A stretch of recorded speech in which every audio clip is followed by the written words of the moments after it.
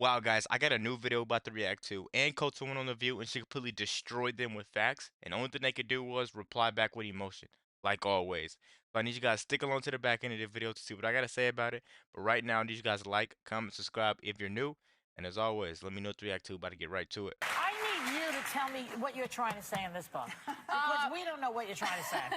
What I'm trying to say is race mongering has been very bad for America.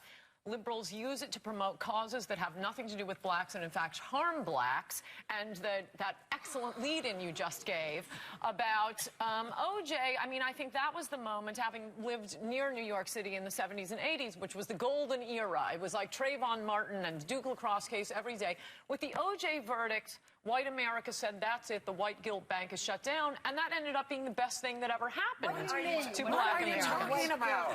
I meant that no longer... Being acquitted was good for who? Yes, because you had millions of white people watching with the equivalent of what in New York we used to refer to as the Brooklyn juries, who simply would not convict even guilty black criminals, not innocent black Hold up, Ms. criminals. Coulter. Please stop. Please stop. If you're going to talk about race, at least know what you're talking about. At least know what you're talking about. Well, tell me how much you know about being black. Well, this isn't And how about being black. Well, but you just said you just made all these statements about how black people feel. Tell me how you know that. Yeah, you did. This is not a book about black people. It is a book about white liberals. And I do know, and this is a fact, that once for years, Republican policies on crime and welfare, for example, were called racist. When they finally got implemented, after the O.J. verdict, I might add, by Giuliani in New York, Reagan and Bush judges overall, tens of thousands of black lives were saved. That is a fact. I don't have to know about being black, but I know because your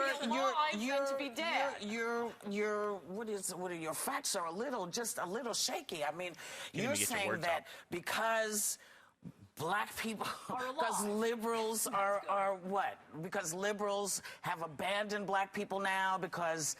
What? I don't get it. I don't understand. I don't think liberals ever cared about black people. I mean, 5 minutes after the Civil Rights Act of '64, they start calling everything that has nothing to do with black people a civil rights issue.